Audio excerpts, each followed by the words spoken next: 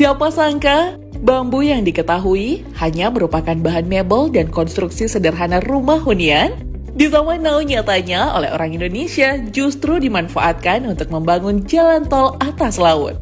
Tak main-main, ide gila orang Indonesia ini sukses teraplikasikan di sepanjang pantai Semarang Demak, di mana nantinya, sesuai dengan hasil studi dan pengujiannya, mobil bisa melintas di atas rakit bambu tersebut. Lantas seperti apa fakta orang Indonesia memilih menggunakan bambu sebagai bahan jalan tol laut?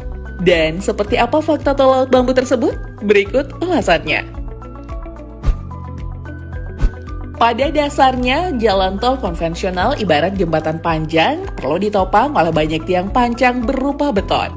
Namun, bagaimana jadinya jika tol harus dibangun di permukaan air? Nyatanya, hal itu bisa diatasi berkat inovasi LAPI dari ITB yang dipimpin Insinyur Andi Kurnia Kartawirya. Hanya bermodal bambu, sebuah jalan tol laut sudah bisa mengapung dari perairan Semarang hingga ke Demak.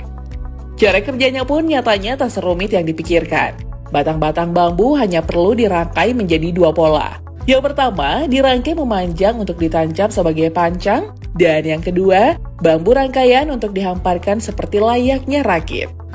Insinyur Andi Kurnia Kartawirya seperti dilansir dalam wawancara khususnya di jpnn.com, mengatakan bambu digunakan untuk mengatasi kondisi tanah lembek alias very soft soil di daerah itu, yakni tanah tambak yang kini sudah digenangi air laut.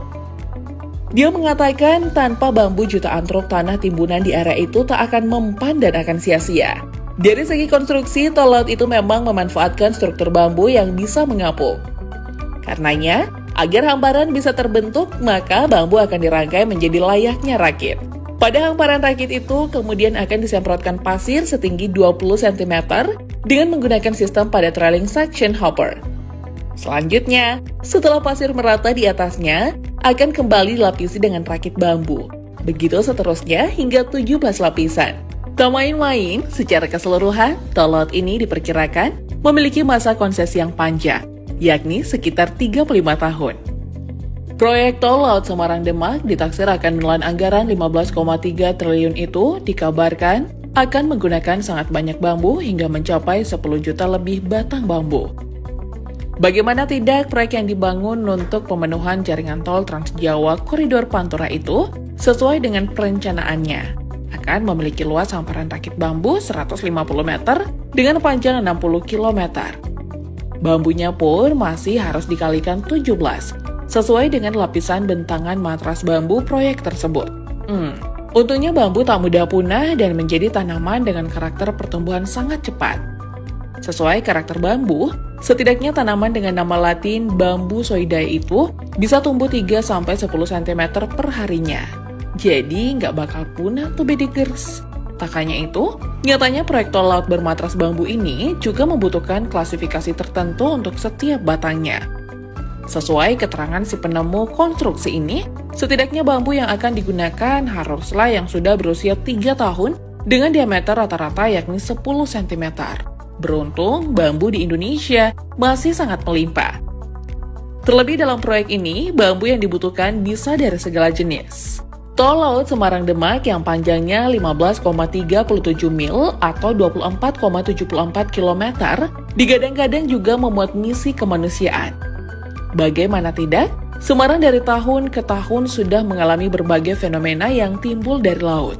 Beberapa di antaranya adalah fenomena tanah hilang dan juga banjir rob. Dilansir dari sejumlah media, pemerintah Semarang sudah melakukan beberapa upaya untuk menangani masalah itu, termasuk melakukan upaya penanaman mangrove di sekitar pantai. Hanya saja, upaya itu nyatanya belum cukup efektif. Banjir rob dan peningkatan air laut belum bisa teratasi. Karenanya, sejak awal proyek ini hendak dibangun, Gubernur Jawa Tengah, Ganjar Pranowo memang sudah meminta agar tol laut Semarang Demak harus bisa terintegrasi sebagai tanggul laut agar bisa mengurangi dampak banjir rob yang begitu merugikan perekonomian di Semarang. Beruntung teknologi matras bambu datang menjadi solusinya, sehingga akhirnya tol tersebut disetujui untuk dibangun. Sekretaris BPJT Triyono Junuasmono saat kunjungan kerja Komisi 5 DPR RI ke Tol Semarang Demak Seksi 2, Jawa Tengah pada Kamis 27 Januari 2022 mengatakan, Tol Laut Semarang Demak nantinya akan sekaligus menjadi tanggul laut yang akan bermanfaat untuk mengurangi dampak banjir. Tak hanya itu, agar penanggulangan banjir makin optimal, tol laut itu juga akan dilengkapi dengan kolam retensi seluas 198 hektar. Matras bambu yang dilengkapi dengan tiang pancang bambu juga dipastikan akan mampu menahan laju air dan abrasi. Kendati sempat diragukan, proyek tol laut dengan menggunakan teknologi matras bambu akhirnya dikerjakan. Dilansir dari pu.go.id, pemanfaatan bambu sebagai struktur jalan tol Semarang-Demak ini digadang-gadang akan menjadi yang pertama di Indonesia. Saat ini, pengujian terhadap lapisan matras bambu di laboratorium terus dilakukan. Uji kelaikan ini nantinya akan mendukung matras bambu dalam mengintegrasikan antara tol dan tanggul laut sebagai upaya daya dukung kondisi tanah dasar di lokasi yang bertekstur lunak.